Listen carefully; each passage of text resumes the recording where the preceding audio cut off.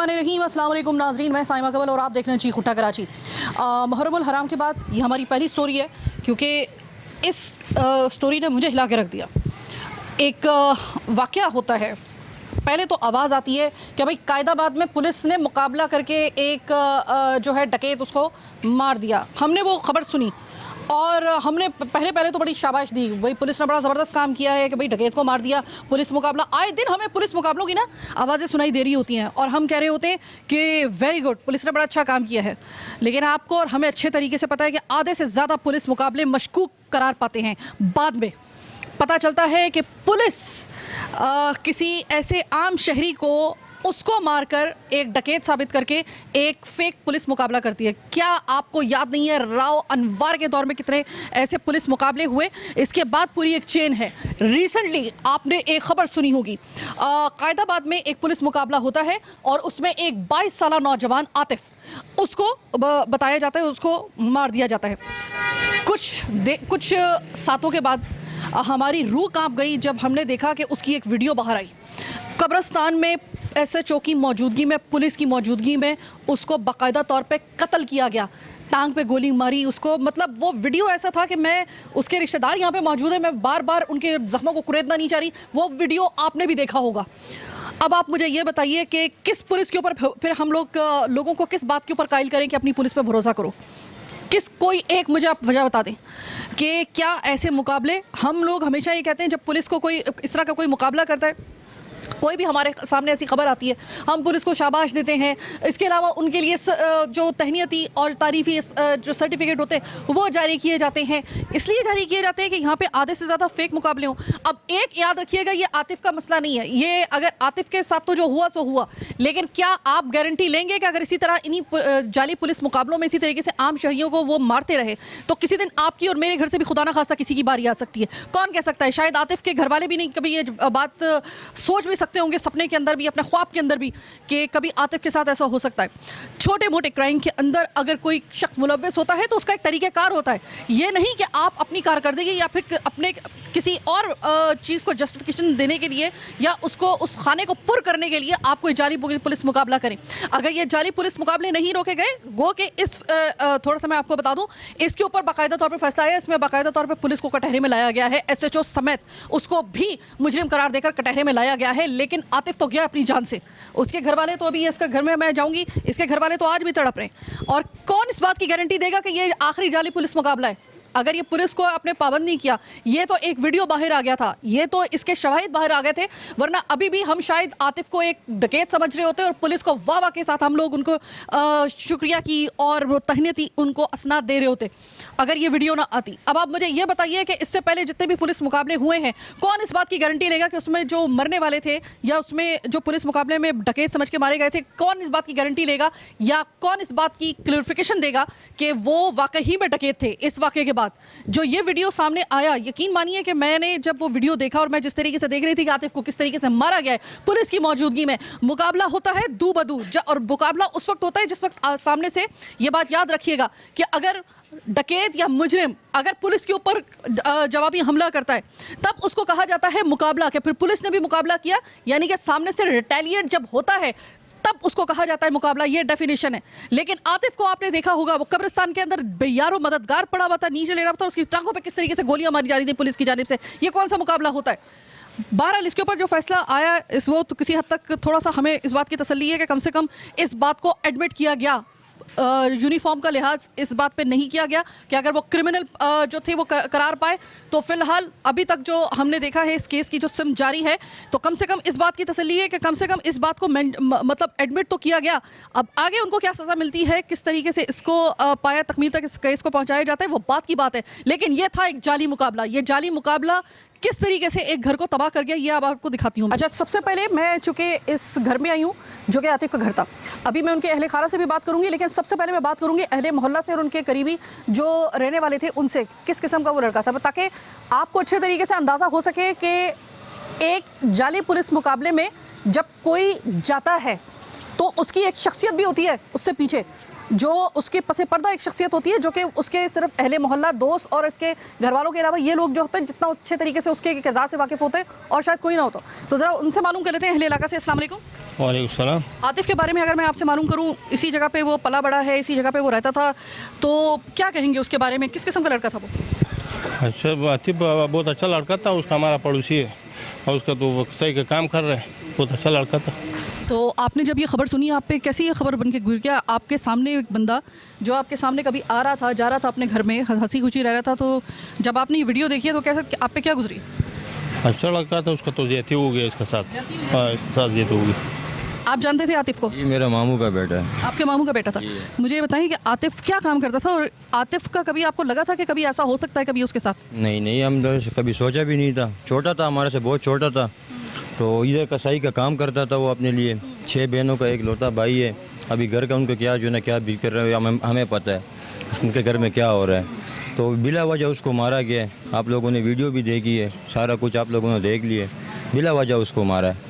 घर से निकाल के रात को 11 बजे उसको कॉल आई है, उसको घर से निकाल के बस वहाँ जो है ना वीडियो आई थी कि जिसमें पुलिस उसको साथ में बिठा के लेके जा रही थी। वही वीडियो आप खुद ही देखो, वीडियो देखो आप। वो ना कोई डकैत होता है, उसका क्रिमिनल रिकॉर्ड होता है, कुछ होता है, उसको तो कोई ऐसा कुछ है ही नहीं। वो बच्चों के साथ बच्चा ही था वो। ना उसने किसी के साथ पड्डा फसाद किए, ना किसी के साथ झगड़ा किए। वो तो बस ऐसा लड़का था ही नहीं। तो फिर मुझे ये बताइए कि पुलिस की उसकी नज़र कैसे पड़ी, वो पुलिस के नज़र में कैसे आया? ये तो हमें भी पता नहीं। ये तो हम लोग जो है ना इसको मालूम करना चाह रहे कि इसके साथ कोई किसी के साथ ज़्यादतियात भी नहीं थे। तो बेचारा मेरे मामू के बेटों को जो है ना वैसे मार दिया उन लोगों ने। तो इसका कोई वीडियो आपने देखी थी जब उसको मार रहे थे? हाँ, उसको वीडियो हम लोगों ने देखी, हमारे पास है भी। और हम लोगों ने जो है ना न्यूज़ पे भी चलाया हम लोगों ने। तो हमारे पास पड़ी भी है सबूत के तौर पर। उस वक्त ज़ाहिर है कि मैं आतिफ़ को नहीं जानती थी इससे पहले, और मैंने वो वीडियो देखी। यकीन मानिए कि मैंने अपने इंट्रो में भी ये कहा है कि मेरे पे बड़ी भारी गुजरी थी वो, जब मैंने देखा था कि ये तो किसी के साथ भी फिर हो सकता है, खुदा न खास्ता आतिफ़ के साथ हो सकता है या फिर किसी के साथ भी हो सकता है। तो मुझे ये बताइए कि आपका तो उससे रिश्ता था, आपका मामू का बेटा था, कज़न था आपका। आपने जब वीडियो देखी तो क्या गुजरी आप पर? बस हमें तो बहुत अफसोस हुआ। बस गुस्सा भी बहुत आ रहा था। हम लोगों ने क्या किया, बस मामू ने मना किया तो हम कानून के रास्ता हम लोगों ने अख्तियार किया। अभी कानून जाने, उनको सज़ा दिए जाए। हम तो बस यही दरख्वास्त है हमारे हुकूमत से, उनको बस सख्त सज़ा दिया जाए उनको। क्या कहेंगे आप आतिफ़ के बारे में? अगर मैं आपसे मालूम करूं तो बहैसियत इंसान किस किस्म का था? क्या उसका कोई क्रिमिनल रिकॉर्ड था, या उससे आपको कोई शिकायत थी, या आपको लगता था कि वो लड़का कभी ऐसी हरकत उसने कभी की हो कि जिस पे पुलिस जो है वो उसे पकड़ सकती हो? नहीं बहन, अस्सलाम वालेकुम। हाँ, तो बहुत सीधा सादा लड़का था, बड़ा सादगी में रहता था। हर वक्त उसके मुंह पे मुस्कुराहट होती थी, किसी से बात करता था ऐसे मुस्कुराता था, बस हर वक्त वो मुस्कुराता रहता था। कभी उसने किसी के साथ ना झगड़ा किया है, ना किसी को गाली देता था, अपना काम करता था। ठीक है, कसाई का काम करता था, बिल्कुल ठीक ठाक था। ऐसा हमने कभी सोचा ही नहीं था पुलिस मुकाबले में बस झूठा मुकाबला बनाएंगे, पुलिस उसको कत्ल कर देंगे।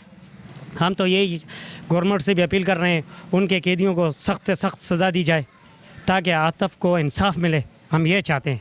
आप क्या कहेंगे? आप आतिफ़ को पर्सनली जानते थे? जी, हम तो जानते थे मैम। बात ऐसी कि तारीफ़ तो अल्लाह की करनी चाहिए, पर वो तारीफ़ के लायक था भी, क्योंकि इलाके में ऐसे कोई ज़्यादतियात किसी के साथ या ऐसा कोई लड़ाई या कोई और मुआवजा उसका था ही नहीं। उसकी असल में एक छोटी सी बीफ शॉप की दुकान थी।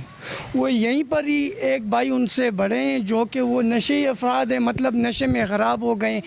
तो उसके घर का ये मतलब 6 बहनों का एक लौता भाई है मैंने। तो इनके साथ ये जो ज़्यादती हुई है, तो आप खुद सोच करें। तो अभी हमें तो पुलिस से डर भी नहीं लगता है अभी, क्योंकि पुलिस की वर्दी में हमें तो इधर चोर मिल गए, सारे डकैत मिल गए। अपना नाम बनाने के लिए इन्होंने जो कदम उठाए हैं, क्या आप बताएं ये कदम इन्होंने सही उठाए? जब आवाम आपको पकड़ के दे रही है खुद ही, तो आपका क्या काम बनता है आप उसे गोली मारें? चले हम मान के आपने गोली मार दी, फिर उसके बाद आपने दूसरी गोली मारी, फिर ऐसे मारी। वो उधर फरियाद कर रहे कि अल्लाह के वास्ते मुझे नहीं मारो, और ये लोग फिर उसे मार रहे। और हमें तकरीबन पता लगा 11:30-12 बजे के टाइम कि यार आतिफ़ को मारा गया ऐसे कब्रिस्तान में। हमारी तो टांगों के नीचे से ज़मीन ही चली गई कि यार किस बात पे डकैती में, ना कोई केस है उसका। आप रिकॉर्ड चेक कर लें, कोई ऐसा उस पर केस ही नहीं है। इससे पहले उस पर कोई केस ऐसा नहीं? कोई, अगर आप चेक कर लें, कोई ऐसा इशू ही नहीं है उस पर। मतलब कि इलाके में किसी के साथ उसकी कोई ऐसी ज़ातियात की दुश्मनी किसी के साथ। जी भाई आतिफ़, जी भाई ठीक है, जी भाई। इलाके में हमने उससे बैठता हुआ देखा भी नहीं है इतना।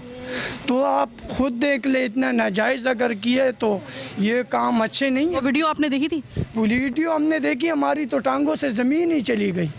एक सीधा साधा लड़का, किसी का क्राइम रिकॉर्ड ही नहीं, उनके साथ ऐसी ज़्यादती हो, ये तो कोई भी बर्दाश्त नहीं करेगा। वो एक सादा एक लड़का जो कि एक गोश्त की दुकान चला रहा है, उसका कोई क्रिमिनल रिकॉर्ड नहीं है। किस बिहाफ के ऊपर ये फिर माना जाए कि ये किसी भी एक फीसद भी, बल्कि आधा फीसद भी जस्टिफाई कर सकता है ये मुकाबला? ये जाली मुकाबला नहीं था, ये कोल्ड ब्लडेड मर्डर था, इसको ये कहेंगे। और अभी हम अदालत की तरफ देख रहे हैं कि इस केस को आप खुदा के लिए एक टेस्ट केस बनाइए, एक मिसाल बनाइए कि अगला पुलिस मुकाबला, जाली पुलिस मुकाबला होने में कम से कम इतना वक्त ज़रूर लगे कि हमें नज़र आए कि इस फैसले की गूंज वहाँ तक पहुँची है जहाँ तक इसको पहुँचना चाहिए था। अब आप मुझे ये बताइए कि अगर एक आम आदमी, फ़र्ज़ करें कि आपके घर में कोई आपका भाई या आपके वालिद साहब एक कारोबार करें, कोई कपड़े की दुकान है, कोई हाथ, और अचानक आपके घर में रात को पुलिस आए, आपके उस भाई को जिसका आपको अंदेशा भी नहीं है या कोई उसके कोई शायबा तक नहीं है, उसको पकड़े, उसको लेकर जाए, और थोड़ी देर बाद आपको यह खबर मिले कि उसको कब्रिस्तान में या किसी एक नामालूम मुकाम पे जाकर उसको गोलियां मार के हलाक कर दिया गया, क्या गुजरेगी आप पर? आप मुझे सिर्फ ये बताइएगा, अपने दिलों पे हाथ रख के बताइएगा। तो ये है आपका कानून। और फिर हम अगर लोगों को ये कहेंगे कि आप अपनी पुलिस से इतना, हम एक ब्रिज का काम करते हैं पुलिस और आवाम के दरमियान में, आवाम को पुलिस से मुतनफ़िर नहीं होना चाहिए, इतना ज़्यादा बदएतमादी की फ़िज़ा नहीं होनी चाहिए। कैसे नहीं होगी? इन सिर्फ चंद काली भेड़ों की वजह से ये पुलिस के और आवाम के दरमियान बदएतमादी की उस वक्त तक फ़िज़ा बरकरार रहेगी जब तक कि ये काली भेड़ें यूनिफॉर्म।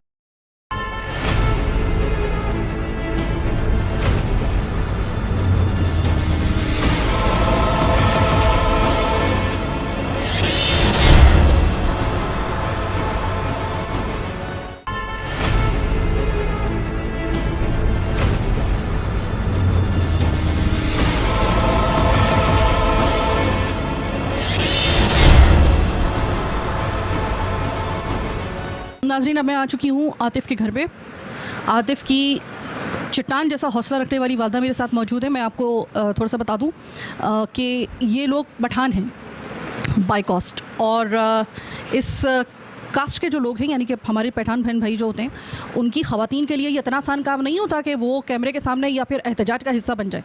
ये बहुत ज़्यादा अपनी ख़वातीन का पर्दे का और लिहाज करते हैं, और इनका कस्टम ये नहीं होता। आप ये देखिए कि एक माँ को किस कदर मजबूर कर दिया गया उसके बेटे की इस नागहानी, उसके कत्ल से, कोल्ड ब्लडेड मर्डर से, कि आज उसको अपने कस्टम्स को उसको साइड पर रखकर उसके लिए एहतजाज भी करना पड़ा। और इंसाफ के लिए वो औरत खड़ी हुई है, मेरे साथ इस वक्त मौजूद है। आंटी देखिए, मुझे मालूम है कि इस वक्त आपके दिल पे क्या गुजर रही है। मैं सबसे पहले तो आपकी तारीफ़ करूँगी, इतने हौसले के साथ आप खड़ी हुई हैं। एक जवान, मेरे ख्याल में कि इससे बड़ा कोई बोझ नहीं हो सकता किसी के सर पे या उसके सीने के ऊपर कि उसका जवान बेटा उससे छीन लिया जाए, उसकी कोई खेती।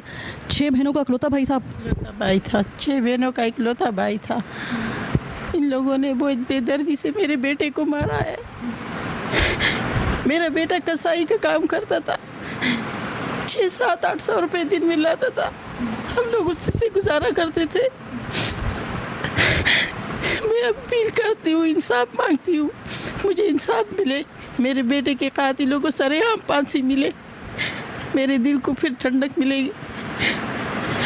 मैं उन तमाम लोगों से, चाहे वो डकैत हों या फिर पुलिस, मैं उनसे सिर्फ ना कहूँगी, पुलिस से ये कहूँगी, जब आप किसी को जाली पुलिस मुकाबले में हलाक किया करें ना, या फिर वो डकैत जो बाहर निकलते वक्त किसी से छीनते वक्त ये नहीं सोचते कि हम जिस पर गोली चला रहे हैं वो किसका प्यारा होगा, तो मैं आपको सिर्फ ये याद दिला दूं कि आप सिर्फ एक गोली एक इंसान पे चलाते हैं, लेकिन आप यकीन मानिए कि आप उसको, तो वो तो 1-2 मिनट के बाद जो है ना उसका दम निकल जाता है। पूरी ज़िंदगी दम निकलता रहता है, एक तिल तिल मरते रहते हैं। तो वो उसके माँ बाप होते हैं, उसके बहन भाई होते हैं, और आज ये एक और माँ मेरे साथ मौजूद है। माँ जी, मुझे ये बताइएगा कि देखिए, मुझे मालूम है कि एक माँ से मुझे ये सवाल बहुत सोच समझ के करना चाहिए, लेकिन चूँकि इंसाफ का तकाज़ा यही है, इसलिए मुझे आपसे ये सवाल करना पड़ रहा है कि क्या कभी आपको लगा कि आतिफ़ के कोई दोस्त इस किस्म के हैं?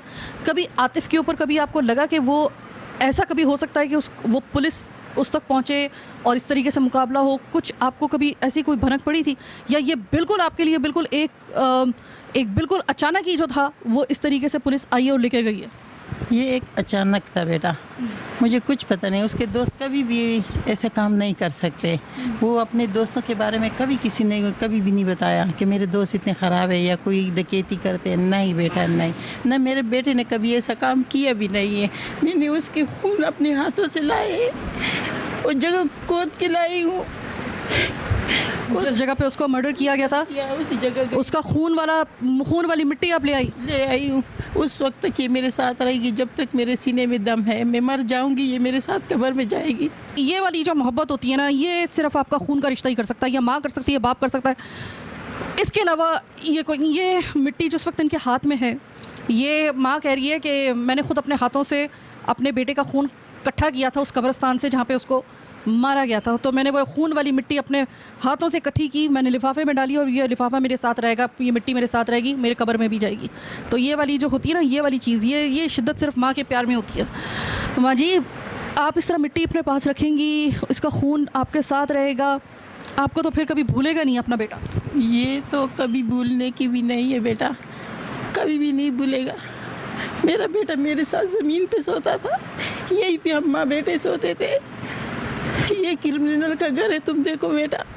बोलते हैं इसका 3 मंजिला बिल्डिंग है, खाने को कभी मिलता कभी नहीं, मगर हम लोग अपने नसीब पे गुजारा करते हैं। बोलते चलो कोई। 6 बहनों का अकलौता भाई, आप मुझे ये बताइएगा कि अब एक मैंने आपके बेटे के बारे में सुना है कि वो शायद नशे की आदि है, ज़ाहिर के कमाने वाला सिर्फ आपका जो था यही बेटा था। यही था, हाँ। अबू इसका मर गया, 2 साल हो गए, 3रा साल शुरू हो गया। मतलब जालिमों ने आपसे सिर्फ आपका बेटा नहीं छीना, इस घर का कफील भी छीना। हाँ, कपिल भी छे। मेरी दुनिया उजड़ गई है।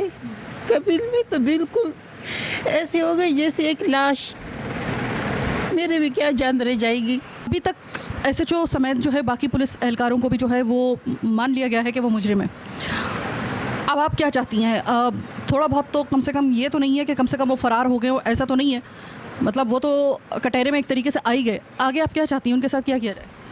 मुझे इंसाफ चाहिए, अपने बेटे का मुल्जिम चाहती हूँ। मेरे सामने आके उसको सरेआम या फांसी करवा दे या मुझे पिस्तौल दे दे, मैं उसको अपने हाथों से मारूंगी। जैसे मेरा बेटा तड़पा है उसी तरह ये तड़प तड़प के मर जाए। मेरा बस यही अपील है अब सबसे, पूरे मुल्क से, पूरे हुकूमत से यही चाहती हूँ कि मुझे इंसाफ दे दो। आप कितनी देर बाद आतिफ के इस कत्ल के बाद आप कितनी देर बाद कब्र उस जगह पे पहुंची थी जहाँ पे आपका बेटा मारा गया था? मैं सुबह गई थी और मुझे पता चला था 3:30 बजे कि ये मर गया। मेरे को तो किसी ने नहीं बताया। बोले वो ठीक है, बेहोश है, अस्पताल में पड़ा है। वो अपनी माँ को बुला रहा था, बोलते मेरी माँ को बुलाओ, मेरी माँ को बुलाओ। और जालिमों ने उससे घेरा लेकर उसको बीच में रखवा दिया, मार दिया मेरे बेटे को। मेरे बेटे का क्या कसूर था? एक बेवा माँ से इसका बेटा इस तरह छीन ला, ये कहाँ का इंसाफ है? एक आपका कफील था, उसको मार दिया गया, उसको आतिफ को मार दिया गया। अब आप तने तनहा हैं। किस तरीके से आपको लगता है कि ये अभी तक जो हुआ वो, मैं कहती हूँ आपकी हिम्मत है कि वो कटहरे में तो आ गए। अभी आपको क्या लगता है कि इतना आसान आपको लग रहा है इंसाफ, इतना आसान? मैं हुकूमत से अपील की है, अगर ये लोग मुझे इंसाफ नहीं देंगे, मैं हर एक अदालत में जाऊंगी, दरवाज़ा खटखटाऊंगी। जब तक मेरे सीने में दिल है और मेरे टांगों में जान है, मैं जाऊंगी, हर एक जगह जाऊंगी और इंसाफ मांगूंगी। एक माँ के दिल को आप ये नहीं समझा सकते कि उसका बेटा जो है वो चला गया है, सब्र करो। सारे रिश्तों में कहीं ना कहीं थोड़ा बहुत सब्र आ जाता है, माँ को दिल को कभी भी सब्र नहीं आता। और खास तौर पर उस वक्त जिस वक्त उसके बच्चे को नागहानी मौत का शिकार किया गया हो, उसको दबोचा गया हो बाकायदा तौर पे घर से। अब मुझे आप ये बताइएगा कि एक घर से, अच्छा कुछ चीज़ें बड़ी अजीबोगरीब किस्म की हुई हैं। देखिए पिछले कुछ दिनों में ना बहुत सारी हमें आवाज़ें आई हैं मुख्तलिफ पुलिस मुकाबलों की। अब तो हमें उन पे भी शक होना शुरू हो गया कि वो पुलिस मुकाबले जेन्युइन थे भी या नहीं थे। उसमें जो डकैत बताकर हमें मारे गए हैं लोग, वो कौन थे? क्योंकि आतिफ तो कम से कम मुझे अभी तक फ़िलहाल, अब बाद में कोई तहकीक होती है वो अलग बात है, लेकिन अभी तक तो मैं जो इनके अहले मोहल्ला से और इर्द गिर्द के लोगों से, जहाँ पर उसकी दुकान थी उसके इर्द गिर्द के वहाँ के लोगों से हमने मालूम किया, तो सब लोग ये कह रहे हैं कि वो इनोसेंट था। अभी मैं इनके चचा से बात करती हूँ ज़रा, वो भी चूँकि यहाँ के अब आतिफ के बाद जो है वही सरपरस्त हैं, तो ज़रा उनसे बात करती हूँ। एक माँ से जितने सवाल किए जा सकते थे वो हमने कर लिए। अब ज़रा थोड़ा सा एक चचा जो कि एक मर्द हैं, उनसे ज़रा थोड़े से टेक्निकल और कुछ केस के हवाले से बात करते हैं। हमारे नुमाइंदे भी हमारे साथ मौजूद होंगे जो जो K21 पे जिन्होंने इसको ब्रेक किया इस स्टोरी को, हारून रशीद, वो भी हमारे साथ होंगे ज़रा प्रोग्राम के इस हिस्से में। अगले हिस्से में हम जानते हैं।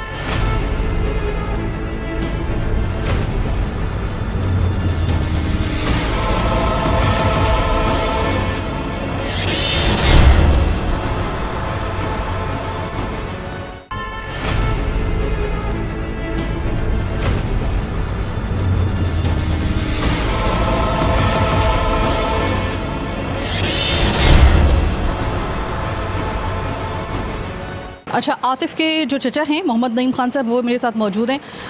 नईम साहब, मेरे पास यकीन मानिए कि मेरे पास तो क्या, किसी के पास भी अल्फाज नहीं है कि हम आपका जो नुकसान हुआ है, ख़ासतौर पे इस माँ का जो नुकसान हुआ है, हम इसके बारे में कुछ कह सकें। मुझे सिर्फ ये बताइएगा कि अभी तक जो तहकीकात हुई, जो पर लोग पकड़े गए, SHO समेत सबको मुजरिम करार दिया गया है, ये बात आपके लिए अभी तक तसल्ली बख्श है, या आपको लगता है कि अभी तो सिर्फ 1% काम हुआ है, 10% ले लें आप, और अभी 90% तो पड़ा हुआ है, उनको सज़ा भी तो अभी तक हुई नहीं? अस्सलाम वालेकुम। हम K21 का शुक्रगुजार है जो शुरू दिन से हमारे साथ चल रहे हैं, हमारे हक़ की आवाज़ कितने लोगों तक पहुंचा रहे हैं। बहुत सर ये कि बातें तो बहुत सारी लोग वो कर रहे हैं उधर, मगर मैं अभी इतना मुतमईन नहीं हूँ। जब तक मेरे मुल्ज़िमों को मुजरिम ना बनाए तो तब तक मैं मुतमईन नहीं हूँ, किसी चीज़ से मुतमईन नहीं हूँ। मेरे बच्चों को बहुत बेदर्दी से मारा है, बहुत बेदर्दी से। सब वीडियोस में देखा जाता है, अगर कोई ऐसा वीडियोस नहीं आता ना तो हमारा दिल इतना वो नहीं करता। वीडियोस आ रहे हैं, वो तरस रहा है, मैं यहाँ से उसको देख रहा हूँ कि भाई तरस रहा है, वो पानी मांग रहा है, वो सब पूरे वीडियोस को देख कर ना वो मौज निकल रहे हैं। तो बस मैं अपने अदालिया से यही वो कर रहा हूँ कि बस मेरे मुल्ज़िमों को मुजरिम बना दे। ये मुल्ज़िम जो हैं वो जल्द से जल्द मुजरिम बन जाएं, हाँ। और डिक्लेयर कर दिया जाए इनको इनफेक्ट में। अच्छा, फ़र्ज़ करें कि कल उनको मुजरिम करार दिया जाता है, और उनको जिस तरह वो आपकी जो भाभी हैं यानी आतिफ की वालदा जो हैं, वो ये कह रही हैं, ये दो मेरे पास सिर्फ जो है ना, वो सिर्फ मुझे 2 तरीके से इंसाफ मिल सकता है, मेरे सामने या तो उनको फांसी लगाओ, या फिर मेरे हाथ में 2 पिस्तौल और मैं उनको मारूं। ये इसके बगैर तो मुझे सुकून नहीं मिलेगा। और सच्ची बात ये है कि एक माँ को अगर देखा जाए, माँ का कलेजा उस वक्त तक ठंडा होगा भी नहीं। तो अभी अगर मैं आपसे पूछूं कि फ़र्ज़ करें कि अगर कल आपको पता चलता है कि केस तो चला है, लेकिन कुछ अरसे बाद जो है वो केस ठंडा होकर उनको बरी अगर कर दिया जाता है, तो फिर आप लोगों पे क्या गुजरेगी? मेरे अपने अदालिया से पूरा ही मुतमईन हूँ, इंशाल्लाह मुझे इंसाफ मिलेगा। पूरा ही मुतमईन हूँ वहाँ से कि मुझे इंसाफ मिलेगा। इंसाफ के लिए मैंने आवाज़ उठाया है और इंशाल्लाह आगे तक जाऊँगा। अगर ये नहीं तो इससे आगे भी चला जाऊँगा। मैं बिल्कुल आपकी बात, और मैं आपको पूरे अपने ताउन की, अपने इदारे की तरफ से और अपने इस प्लेटफॉर्म की तरफ से, हम पहले दिन से आपके साथ थे, हमारे रिपोर्टर आपके साथ थे, हम भी आपके साथ हैं, हम आपके साथ मौजूद हैं। अदालती कार्रवाइयों में, केस लड़ने में बहुत ज़्यादा सरमाया भी चाहिए होता है, तो हिम्मत भी चाहिए होती है। वो हिम्मत और सरमाया आपके पास है? हिम्मत तो है, सरमाए के लिए हम दर बदर जाके भीख मांग लेंगे, भीख मांग लेंगे, मगर अपना आवाज़ आगे तक पहुँचाएँगे, भीख मांग लेंगे। जिस मुल्क में इंसाफ के लिए अवाम को, मैं ये सवाल किया ही मैंने सिर्फ इस आदमी से इस वजह से था कि मैं आपको ज़रा एक बात सुना दूँ। मैंने इनसे ये आखिरी सवाल किया ही जानबूझ के इस वजह से था, मुझे पता था इनके पास सरमाया नहीं है। मैं देख चुकी हूँ उनका घर, एक डकैत का घर वैसे ऐसा नहीं होता। बाय द वे मैं आपको ये बताऊँ, चोर डकैत का घर ना ऐसा नहीं होता, किसी मुजरिम पेशा घर का ये नक्शा नहीं होता, वो मेहनत कशी था। बाद में जो मैंने अब ये सवाल जो किया है कि आपके पास इतनी हिम्मत है कि आप इस अदालत में इस केस को जो है, अगर ये तवालत इख्तियार करता है, ये उनको बरी कर दिया जाता है, आप फिर दूसरी अदालत में जाते हैं और आखिरी अदालत तक उसमें केस लड़ेंगे, इतनी हिम्मत और इतना सरमाया है। मुझे पता था इनके पास सरमाया नहीं है, तो इन्होंने वही वाला जवाब दिया कि हिम्मत तो बहुत है लेकिन सरमाया वाकई नहीं है। अगर सरमाया नहीं है तो हम दर दर जाके भीख मांग लेंगे, लेकिन हम लड़ेंगे केस। जिस मुल्क में जो मुमलिकत खुदा दाद कहलाता है, जिसका वजूद ही इंसाफ की बुनियाद पर हो, ला इलाहा इल्लल्लाह मोहम्मद रसूलुल्लाह के कलमे के ऊपर जब आपका मुल्क बना था ना, तो ये ऑटोमेटिकली आप पर वाजिब हो गया था।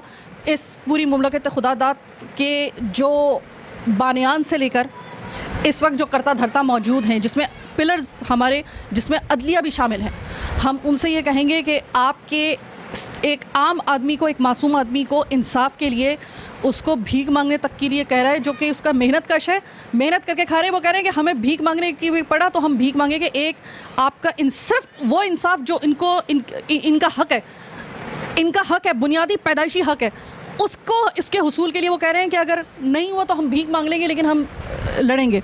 तो क्या ये मुल्क इतना बेबस है, इसका अदालती निज़ाम, कानूनी निज़ाम क्या इतना बेबस है कि इनको भीख मांगने देगा? ये नौबत आएगी। मेरे साथ मौजूद हैं K21 न्यूज़ पर इस खबर को सबसे पहले जिसने ब्रेक किया और शुरू से लेकर आखिर तक और हमारे यहाँ आने तक जो इस खबर के ऊपर नज़र रखी हुई है, एक एक छोटी छोटी जो उसकी डिटेल्स हैं इस केस की, उसके ऊपर नज़र रखी हुई है। हारून रशीद हमारे साथ मौजूद है।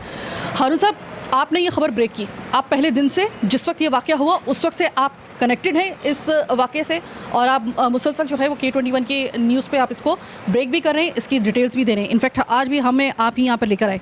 मुझे ना इस केस के दरमियान में 3 चीज़ों ने मुझे हिला के रख दिया। मैंने इतने प्रोग्राम आप जानते हैं कि बड़े से बड़ा हमने वाक़या जो कवर किया है। पहला, जिस वक्त इसकी वीडियो आई, किस तरीके से उसे मारा गया है, ज़मीन खिसक गई थी पाँवों के नीचे कि हम किस माहौल में रह रहे हैं, हम किसके ऊपर रिलाई करें, हमारी पुलिस का ये हाल है। दूसरी बात, जब मैं इनकी वालदा से बात कर रही थी, इन्होंने कहा कि मैंने अपने हाथों से कब्रिस्तान से जहाँ पे मेरे बेटे को मारा, मैंने वो मिट्टी खून वाली मिट्टी जो थी उसको पता है कि मेरे बेटे का खून है, यहाँ पे उसके बेटे को मारा गया, उसने इकट्ठी की अपने हाथों से, वो अपने पास रखी हुई है। और मतलब आप सोचिए कि एक माँ की क्या हालत होगी, एक माँ ने इकट्ठी की है। और फिर उसके बाद उसके चचा से मैंने सवाल किया कि अगर ये केस लंबा होता है या आपको इंसाफ नहीं मिलता है, आप अगली अदालत में जाते हैं, किसी और जगह पे आप जाते हैं ये केस लेकर, तो क्या आपके पास हिम्मत और सरमाया है? उन्होंने कहा हिम्मत तो बहुत है, सरमाया नहीं है, हम गरीब लोग हैं, ज़रूरत पड़ी तो हम भीख मांगेंगे लेकिन हम इसको इंसाफ लेंगे। 3 चीज़ों ने आज मुझे, मैं अगर आपसे पूछूं तो आपने भी इतने सारी खबर आपने दी हैं K21 को, आपने ये न्यूज़ भी ब्रेक की है, क्या ये आपका भी दिल इसी बात पे पसीजा है? अगर बात करूँ जिस तरह ये मैंने पहले दिन न्यूज़ ब्रेक की, इसके बाद हमने पुलिस मुकाबला शो करके ब्रेक की कि एक डकैत पुलिस के हाथों मारा जाता है। वीडियो के बाद 2 राय ख़त्म हो गई। एक ऐसी वीडियो मंजर आम पर आई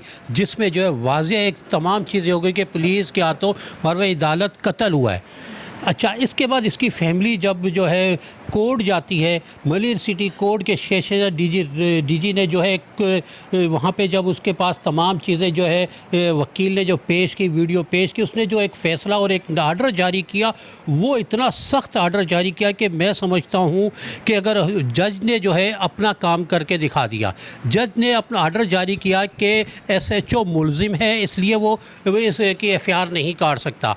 SSP जो है इनके मुद्दई इसके आतिफ के लखाना का बयान ले और अपनी मुद्दत में मुकदमा दर्ज करे। अच्छा, इसके साथ साथ जो मजिस्ट्रेट जो है, SSP कौन है यहाँ पे? यहाँ पे जो SSP जो है वो काशिफ अब्बासी हैं। ठीक है। अच्छा, अब जो है इसके बाद जो है इस आर्डर को भी 3 से 4 दिन गुजर चुके हैं। अच्छा, इसके बाद जो है गुज़श्ता दिनों SSP मलिर काशिफ अब्बासी एक प्रेस कॉन्फ्रेंस कर रहे थे। कायलाबाद थाने के हदूद में एक अफसोसनाक वाक़या पेश आया था। अच्छा, उस प्रेस कॉन्फ्रेंस के दौरान जब मैंने उनसे सवाल किया कि आज अदालत ने ये फ़ैसला दिया है, बाकायदा आर्डर जारी किया है, तो उनका उस प्रेस कॉन्फ्रेंस में कहना था कि हमारी जो है लीगल टीम इसको देख रही है, यहाँ तो हम अपील में जाएंगे, यहाँ जो हम इसके हक़ में फ़ैसला करेंगे। लेकिन अफसोस की बात है कि 3 से 4 दिन गुजर जाने के बावजूद जो है SSP मलिर काशिफ अब्बासी इस फैमिली का वो बयान नहीं ले सके। वो SHO अपनी सीट पर बैठ के काम कर रहा है, उसके ख़िलाफ़ कोई कानूनी कार्रवाई या महकमा जाती कार्रवाई नहीं कर सके। अगर पुलिस के आला अफसरान भी इस तरह का रवैया आवाम के साथ रखेंगे तो आवाम और पुलिस के दरमियान जो दूरियों की बात की जाती है, ये मज़ीद दूरियां बढ़ेंगी, करीब नहीं होंगी। आवाम फिर क्या पुलिस के ऊपर जो वो यकीन रखेगी कि एक इतना बड़ा फ़ैसला आ गया, वीडियो मंजर आम पर आ चुकी है, इसके बाद 2 राय ख़त्म होगी, एक चीज़ क्लियर हो गई है, सबूत इतने मजबूत हैं कि उस पर क्लियर कहा जा रहा है मारवे अदालत आतिफ का कत्ल हुआ है। अदालत ने भी अपना फ़ैसला सुना दिया कि SHO इस पर मुलजिम है, इन पर जो है मुकदमा दर्ज किया जाए। लेकिन अब तक मुकदमा ना दर्ज करना SSP मलिर काशिफ अब्बासी पर भी जो है सवालिया निशान बन रहा है। आखिर क्या वजह है कि पुलिस SSP मलिर जो है वो मुकदमा दर्ज क्यों नहीं कर रहा और क्यों नहीं SHO के ख़िलाफ़ कानूनी कार्रवाई या महकमा जाती कार्रवाई नहीं की जा रही? इसके बावजूद अभी तक बाज़ाब्ता तौर पे उस तरीके से कार्रवाई का आगाज़ नहीं हो रहा। तो ये मुझे बताइए कि आप को कल अगर इस माँ का सामना करना पड़ेगा, SSP मलिर साहब, काशिफ अब्बासी साहब, अगर आपको कल इस केस के सिलसिले में इस माँ का सामना करना पड़ेगा जो हाथ में अपने बेटे की वो खून आलूद मिट्टी लेकर बैठी हुई है, जो उसने अपने हाथों से उस कब्रिस्तान से कलेक्ट की थी जहाँ पे उसके बेटे को बेदर्दी के साथ मारा गया था, आप फेस कर लेंगे इसे? आप जब इनका सामना आपसे होगा और एक माँ आपके सामने आके खड़ी होगी, आप एक और महाज खोल सकते हैं अपने खिलाफ? अगर नहीं खोल सकते तो इस केस का बस एक ही फैसला हो सकता है, वो ये हो सकता है बुलाइए कटहरे में उन तमाम तर लोगों को जो कि इसमें मुलविस रहे, बुलाइए उनको इस माँ के सामने, और उनको ऐसा, मैं दलिया से कहूँगी, ऐसा इंसाफ करें कि ये माँ जो है ना, ये फिर खुद अपने हाथों से इस कब्र में अपनी जो ये बेटे की जो मिट्टी है खून वाली, ये अपने हाथों से उसको उसी जगह पे दफन करके आए, इतनी उसको तसल्ली मिल जाए। बहरहाल आज का प्रोग्राम चीख उठा कराची बस यहीं तक। मुझे मेरी टीम के साथ दीजिए इजाज़त। अल्लाह ने के बाद।